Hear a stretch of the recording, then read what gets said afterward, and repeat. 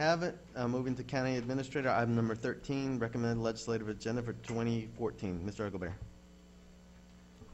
Yes, Mr. Chairman, each year we solicit requests and information from various county departments and agencies with regard to what legislative positions ought to be a priority of the county for the upcoming session that will begin in January of 2014. We provided you two resolutions. The first resolution is the all-encompassing general position of the county with regard to legislation, giving guidance to our staff regarding legislative lobbying that may occur during the session. The second resolution is a resolution that's additionally more expansive in discussion of probably the issue of greatest concern, and that deals with transportation resources and transportation funding.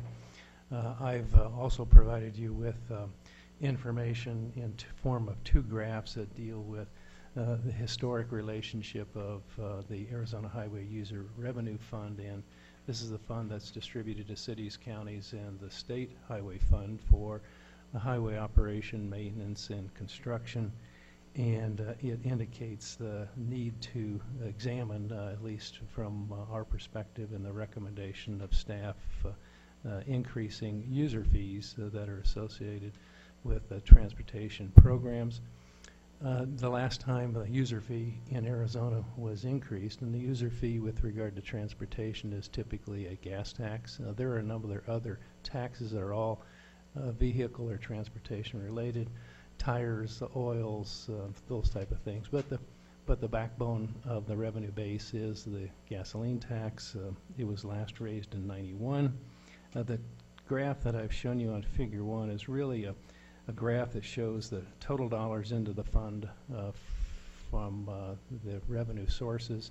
The lines that are, say, red and purple and yellow are diversions that have occurred over time by legislative action, either to support the Department of Public Safety or the Motor Vehicle Division, or simply the State General Fund. The green line and the green area under the curve is the amount of money that's available to the State Highway Fund out of the Highway User Revenue Fund, and it's a nominal amount. If you then take that nominal amount and deflate it over time, you get the black line. And as you can see in aggregate dollars, we're actually operating our transportation systems today with 20% less revenues than we had in 1991. If you then look at Figure 2, which on the back of the sheet is Table 1, and that's all the data points, and so if anybody wants to look at the numbers in great detail, you can. Table in Figure 2 really talks about doing the same thing, only normalizing it with regard to per capita. And so what we see is that Arizona is a growing state. Its population has increased since 1991, and if you were to basically adjust the revenues into the State Highway Fund on a not only an inflation-adjusted basis, but a per capita basis, you could see that we're operating a system today based on population growth at 50% less than we did in 1991. And that's kind of led to this discussion about, do we have enough revenue in the fund, and should we in fact be asking the legislature to seriously consider increasing the user revenues and the user fees into the fund so that it can actually keep pace with the demands that are on the system today. The issue, I think, that's kind of outlined in the resolution, particularly in transportation, deals with two primary issues. One is the diversions. And if you were to sum all of those areas under the red line or the purple line and the yellow line, you probably get over $1 billion or more of diverted money over time from the fund that would have been put into highways in Arizona. And if you then think about the need to stop the diversions, I think the first part of our legislative agenda is to try and how to stop the diversions and reverse the diversions. The diversions are still occurring because, as you can see, the gap in the red line is just as wide or wider this year than it's been in the last. The diversion that had stopped was the motor vehicle diversion. That's the yellow line, and some of the other lines underneath the purple. So, but we can stop the diversions, but we still are operating systems with revenues that are substantially less than they've been in the past, and that's the basis for the user fee adjustment. A lot of discussion has occurred with regard to, and I've sent the board another report, I think, earlier this year, October, in fact, where a National Transportation Research Group came out and rated Tucson's highways as 5th worst of any major metropolitan area in the United States. And they then took and attached a cost to each motorist in the metropolitan area of driving on those roads. And the number they attached in their research was $723 a year. And if you recall, one of the resolutions passed by the board already has been to raise the user fees of the gas tax up as much as 10 cents a gallon. If you take 10 cents a gallon, you talk 20 miles per gallon. Typical motorist may travel 15,000 miles. And you do the math, that's if the gas tax were increased 10 cents, that's a cost of $75. $75 as opposed to $723 makes it a 10-to-1 cost-benefit ratio of actually having an increase in revenue statewide for transportation. We also have a number of other areas in the legislative agenda.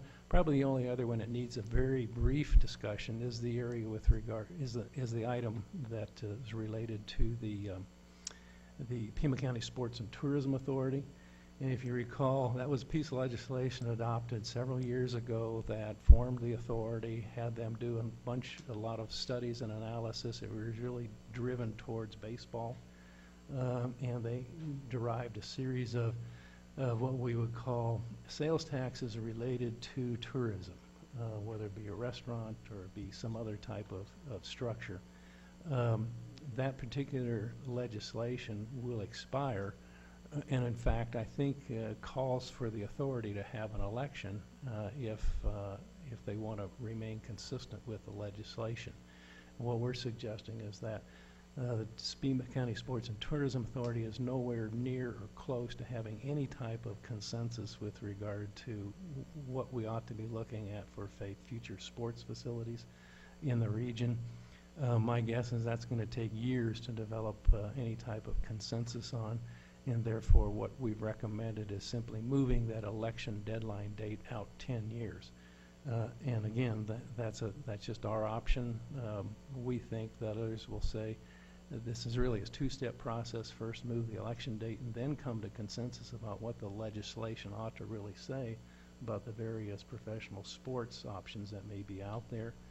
And if we can get that type of consensus, then off into that future there may be an election. So this is again our request, simply to keep the Sports and Tourism Authority from having to call an election when there's nothing to have an election on, which we think would be counterproductive or a waste of money.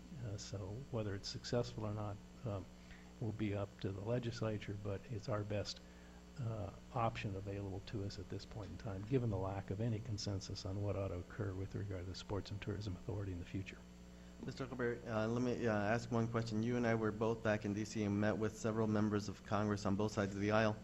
I believe the HERF sweeps were brought up on a number of occasions by members, as I said, on both sides of the aisle.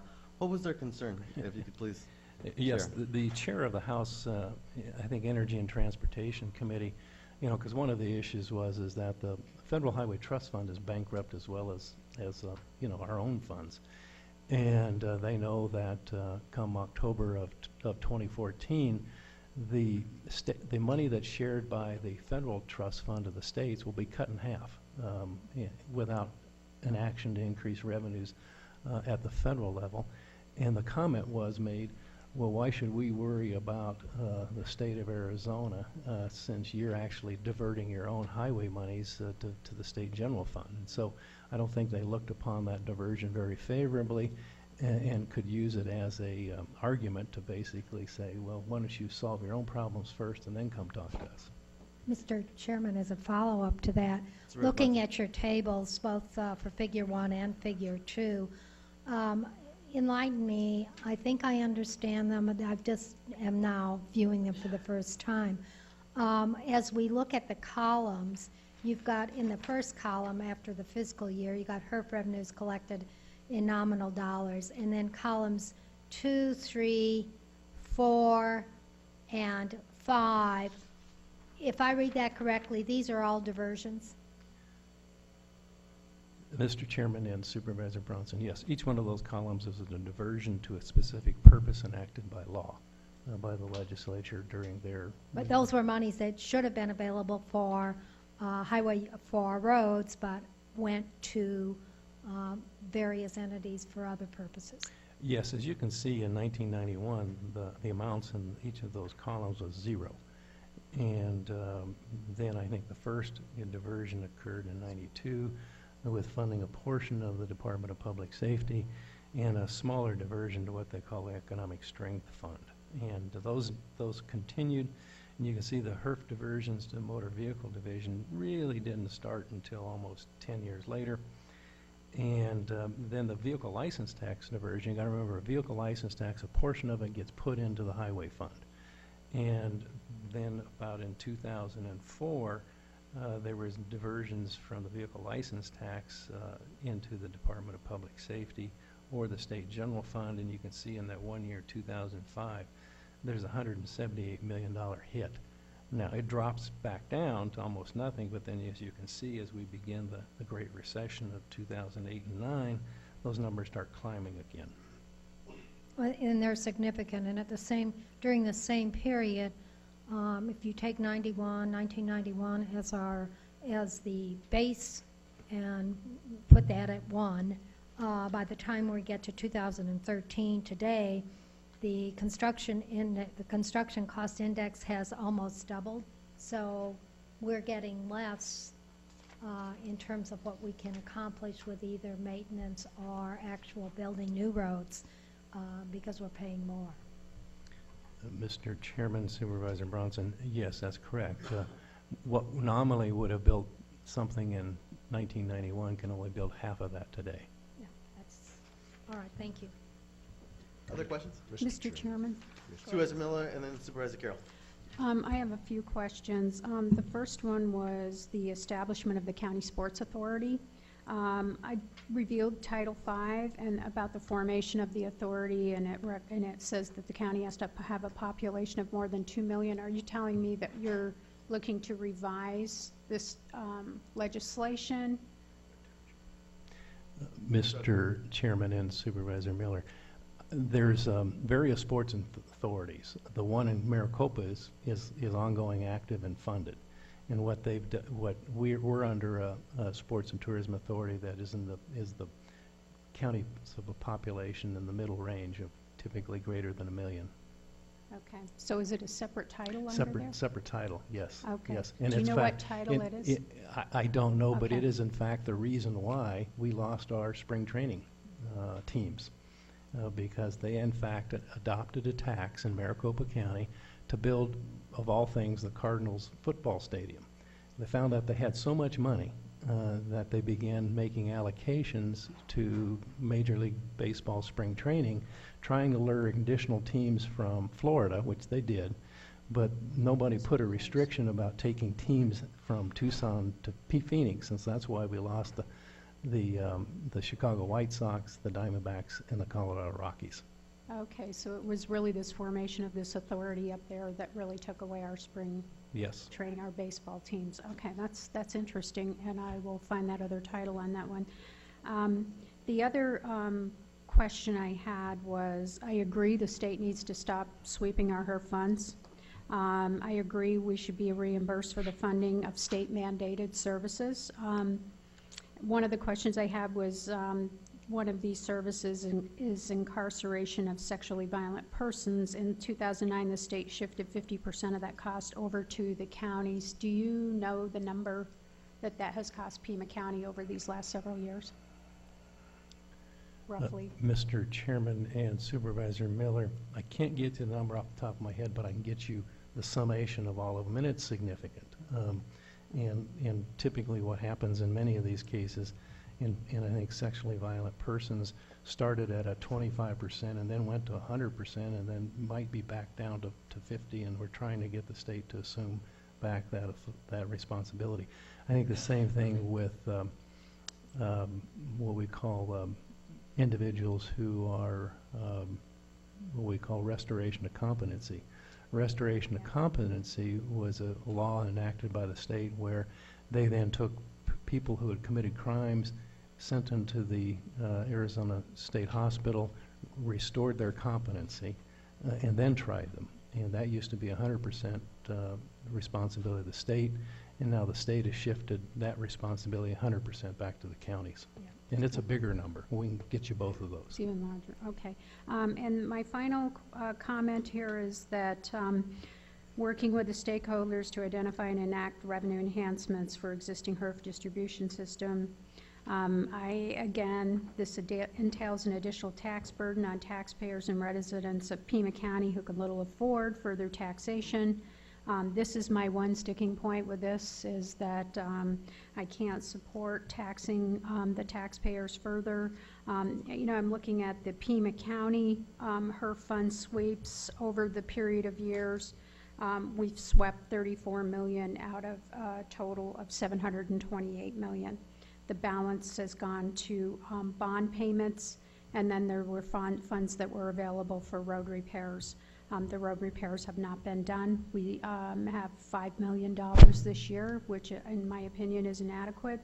And so I can't support additional taxes on the taxpayers for an additional gas tax. This is going to affect the least, those of us among us who can least afford it, the seniors on fixed incomes, and the individuals who are barely making it by and cannot afford hybrid or electric cars.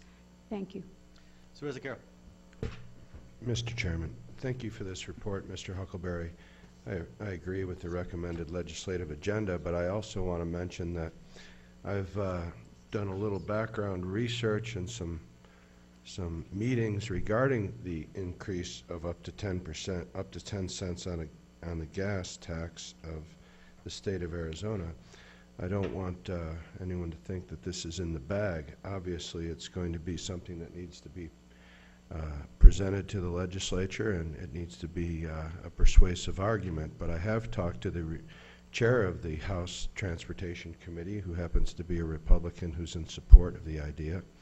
I've spoken to taxpayer associations who believe that we are now in a desperate situation, and in fact have said they will not oppose an increase to gas taxes. And lastly, I want to say I stand, and as we all should, with a very conservative group called the U.S. Chamber of Commerce, who's in support of increasing gas taxes in the United States at this time. In Arizona, I do agree that there have been sweeps. I do agree now that there was never an IOU granted to us on those sweeps, and I think it's just almost an impossible Don Quixote type mission to believe that you can go to the legislature and regain any lost ground on the gas tax sweeps or the HERF money sweeps. So I appreciate the recommendations that you've made. I am willing to be in Phoenix or any other place where you'd like us to go to support an increase in the gas taxes. And I would do so as a proud Republican who believes that there is not going to be anything but a bipartisan solution to our increasing problem of revenues to fix our roads and maintain our system. Thank you, Mr. Chairman. Supervisor Leas. Thank you, Mr. Chairman. And just a bit of free advice to my friend Supervisor Carroll. I'd never give Chuck a free shot at telling me where to go, because I got an idea where he'd tell me where to go. Might not be so pleasant. Anyways, free advice. Do with it what you paid for it. Thanks. I'll take that seriously, not personally, as usual. Thank you. Yeah, I'm just kidding, Ray. Counsel, I'd appreciate it if you could get the correct title and citation for the Sports Authority item that Ms. Miller was concerned about, so that we make sure that everybody's on the same page and understands what piece of legislation we're looking into. Mr. Chairman? If I could finish, please. Go ahead. Oh, you want, go ahead, Ally. I Whatever. just wanted to ask you if you knew what piece of legislation it is. No, I don't. That's why I'm asking the council to please help us so that we're all on the same page. That's exactly what I said. You know, the question of these road improvements and road repairs from dollars that we swept from our HERF dollars. I want to make sure that just so that there's no odd implications here, that in fact all those road improvements were completed, that money was swept for, Chuck. Is that correct? Mr. Gobert? Mr. Chairman, Supervisor Elias, could you repeat the question? We're too busy trying to find the title over here. I think it's the same title, but a subsection.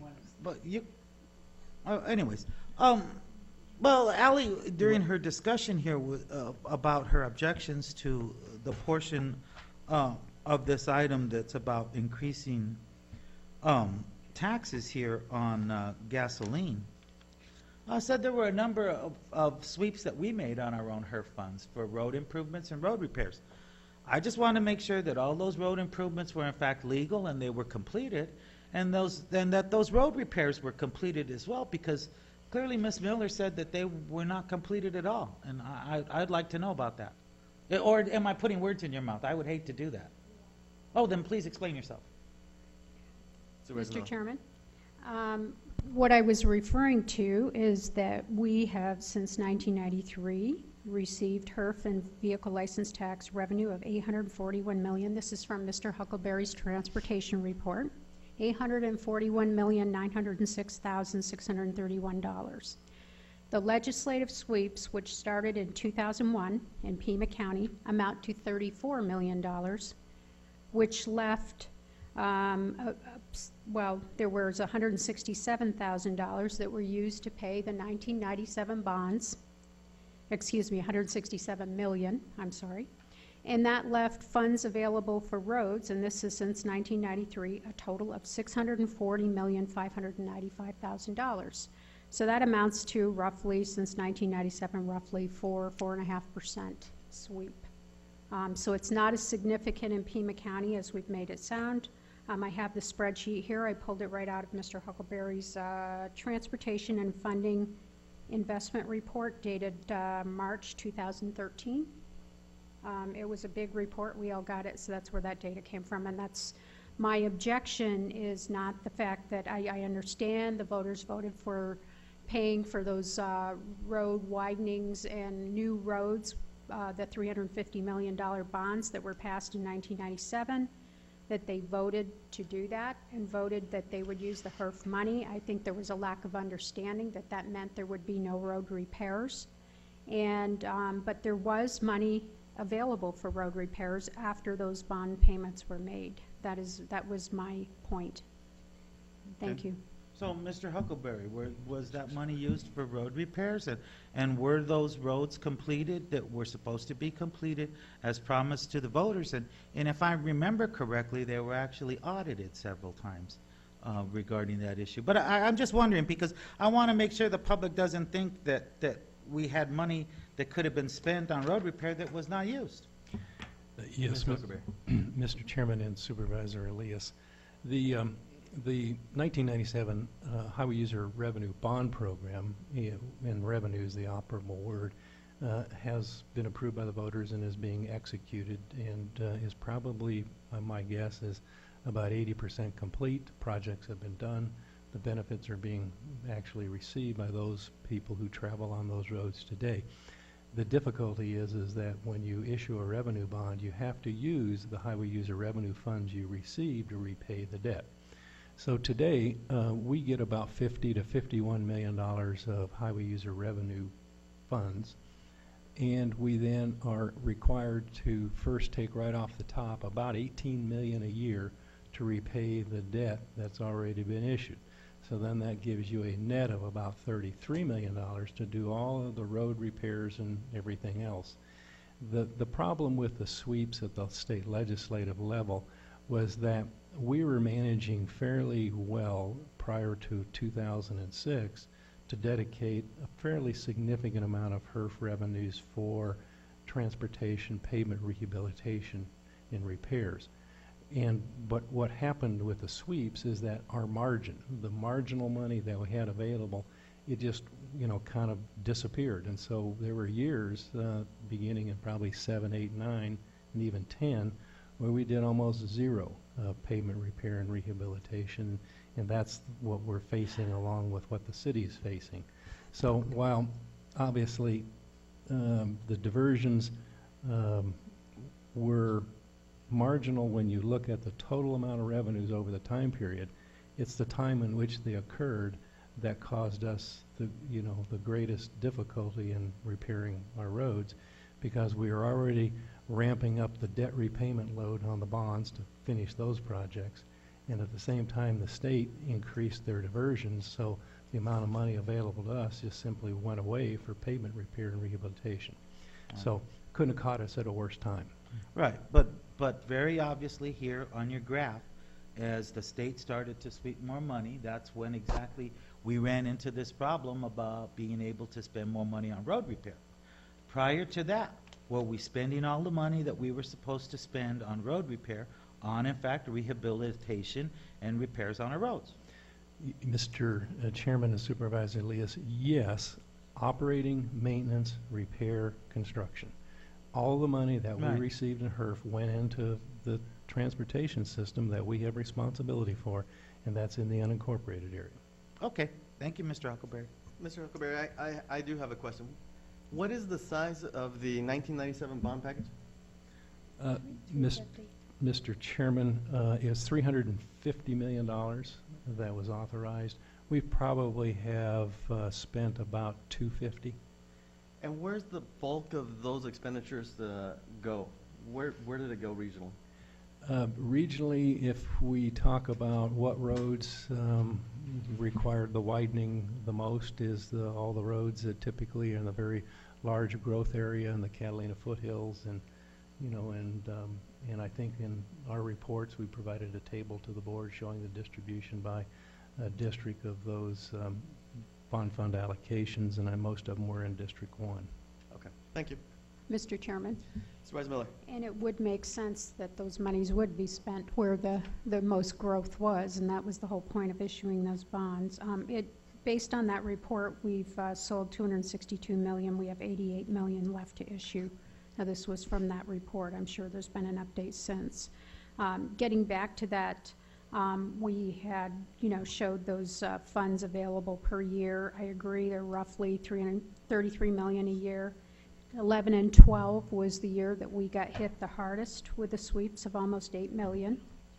And that was of the total of $34 million. So 11, 12, we had $20 million left to spend on the roads. I guess it gets back to, we had as you said, on average, $33 million a year to spend on the roads, and clearly the roads haven't been getting repaired. I'm not talking about the road widenings, I'm talking about the repairs. So, thank you. Mr. Chairman. Well, wait a minute, is that really accurate? I mean, To that point? To that point, Supervisor Elias. I'm just wondering, Mr. Huckleberry, you just got through telling us that, in fact, we went as far as we could with operations, repairs, and rehabilitations on our roads. And we did that in a manner that was related to safety issues first, right? And growth maybe second. Mr. Huckleberry. Yes, Mr. Chairman and Supervisor Elias, again, the priority is typically, when you issue bonds, they're a first and foremost payment. It comes right off the top of your revenues, period. No, you can't say, I'm not going to pay the bondholders this year because I have a Right, swept. can't do that. Then the next obligation is we have a fixed operating and maintenance cost in the Department of Transportation. It's the staffing, it's Correct. the purchase of materials, it's all the activities they do. And then finally, we have, what's left over that can go into capital repair and rehabilitation, the kind of pavement repair, because that's our big issue, is pavement repair. And that's the last thing on the list, and so as the sweeps become greater, that number becomes smaller and goes to, in essence, in 11, 12, probably went to zero. I understand that. So I'm just trying to make sure that the public and all of us understand that Pima County lived up to its responsibilities and spent the money on road repair that it did have available to spend until the legislators absconded with it. Mr. Chairman, Supervisor Elias, yes, I mean, and I think we're not the only county feeling this pinch. Right, There are exactly. 14 other counties that are having just as big a difficulty as we are. Maricopa is not, because Maricopa is a special case, and, you know, they actually have an annual capital allocation of $30 and $40 million that they were able to, you know, put into pavement repair and rehabilitation just simply because of the funding mechanisms in Maricopa County. But I can guarantee you that Yavapai County, Coconino County has in the County Supervisors Association requested a very specific increase in the gas tax, very similar to what this board did. So I think it's becoming a very acute problem throughout the state. The state transportation director has just said this, you know, about 2 weeks ago, and we knew this was coming, is that they used to have 5 years ago, the Highway User Revenue State Fund, it was about 75% capital building and 25% maintenance. This year, that has flipped completely. It's now 75% maintenance, 25% capital. Without any increase in funding, state system capital dollars are going away. The entire amount of funding available to the state for all 14 counties to operate and build the state highway system of $25 million for the entire state of Arizona for capital. So they've gone effectively into almost complete maintenance. And in a growing state where you're competing with other states for economic opportunities, unless we begin to recognize that we need to fund our infrastructure and transportation investments, we will become economically uncompetitive. Well, I just wanted to make sure that that was clear, and I think it becomes particularly important to note that we lived up to our responsibilities the best we could, given that the construction cost index did what it did in this period as well. So that speaks very well for us in terms of being efficient and smart about how we went about doing that. The problem is that that money just disappeared into the state coffers. And I got to tell you, I'm a loyal Arizonan. I'm seventh generation Arizona. I believe in the state of Arizona, and I believe that we should help out when we need to help out. But there's a point where we do it to our own detriment because of, well, the politics involved at the state of Maricopa. So where's Carol? Mr. Chairman, on the heels of that "we're all in this together" kind of a speech by Supervisor Elias, I'd like to toot the horn for District 4 and say we're a high-growth area as well, Mr. County Administrator.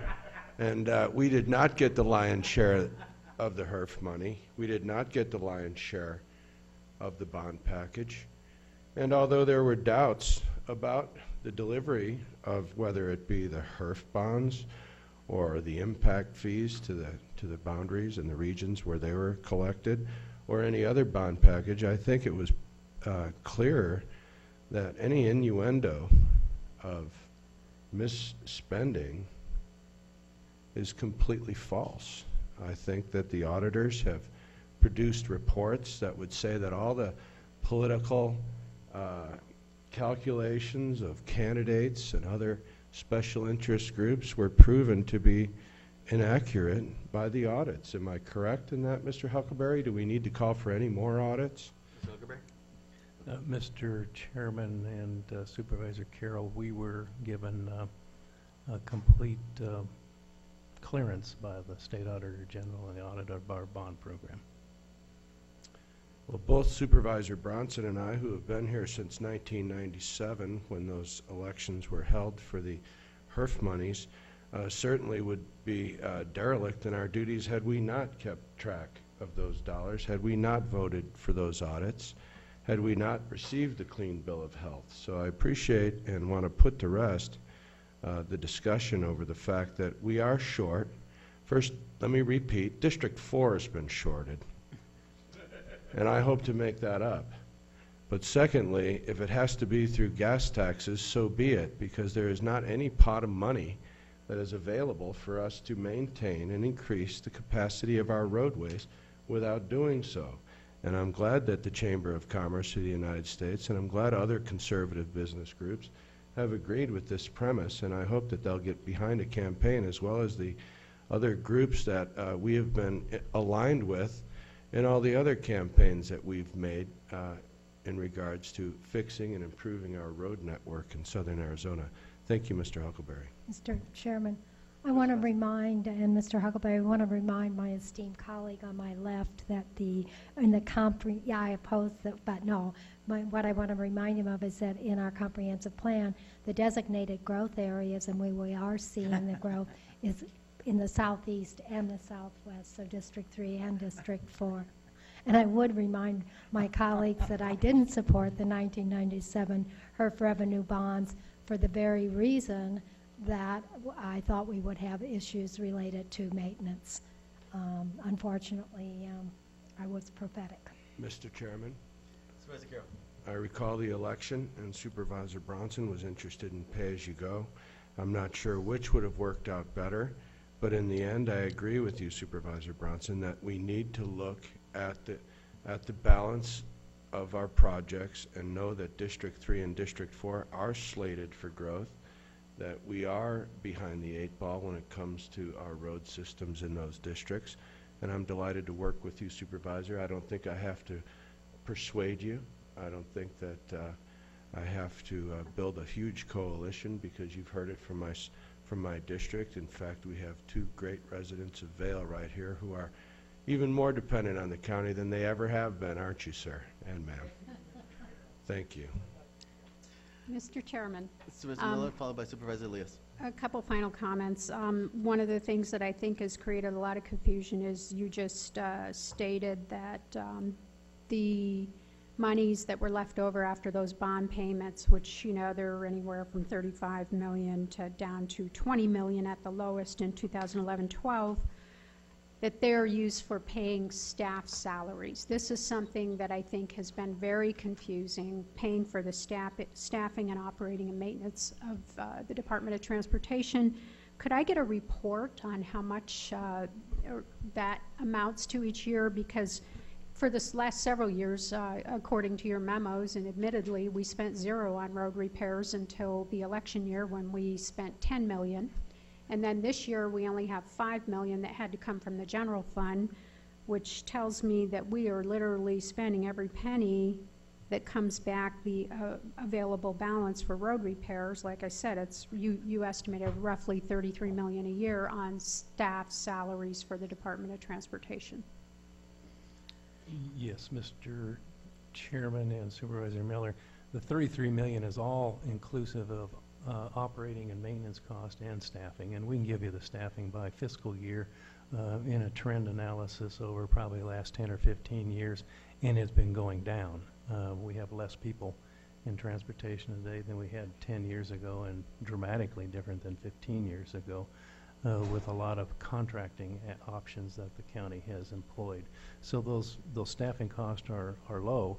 Some would say, well, lower those staffing costs even more, and I think what happens is you exasperate the problem, because there's a optimal staffing and operational model, and I think we're probably pretty close to that. So I think, and we can give you 10 years history, 15 years history of staffing and expenses, as The well last 10 as years the other operating and maintenance costs that just are fixed and recur every year. And then regarding that one last question, I just want to make note that District 1 has the most failed roads in Pima County. 72% of the roads in District 1 are in failed to poor condition versus the other districts, which are 62% failed to poor condition.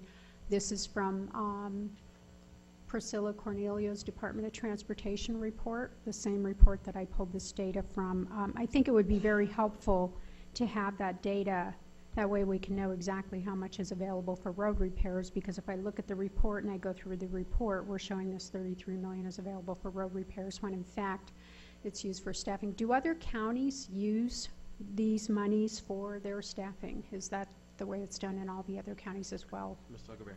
Yes, Mr. Chairman and Supervisor Miller, every county is operated the same with regard. They all have a transportation department, and they pay for the salaries of the staff in the transportation department out of the highway user revenue fund. Got it. And it's the same with the state transportation. The state has a very, significant, robust department and organization, and every dollar of staffing expenses of the state's paid out of the highway user revenue fund.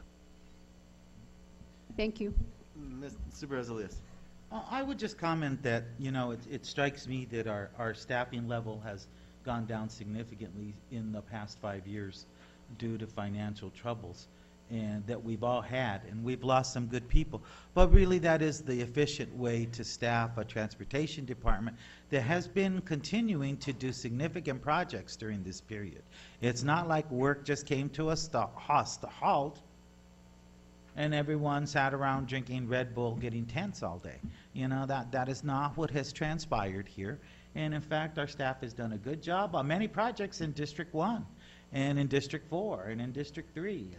And so, I guess I'm supposed to pitch for District 5 at this point, just to prove that I'm out there defending my constituents.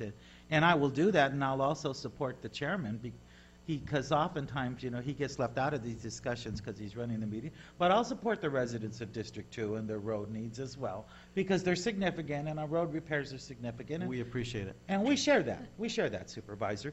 But in the mode of good, caring, time consumption, let's get on with things, and I'm going to go ahead and move items 13A, including Resolution 2013-104, and item 13B, including Resolution 2013-105. Second.